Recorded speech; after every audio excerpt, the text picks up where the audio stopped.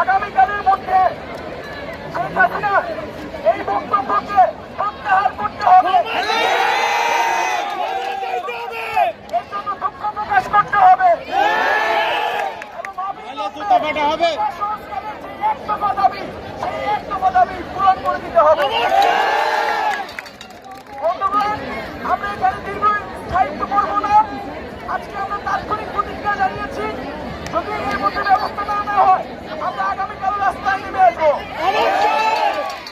যারা সিবিআই কামাল হলেন আপুরা রয়েছেন, যারা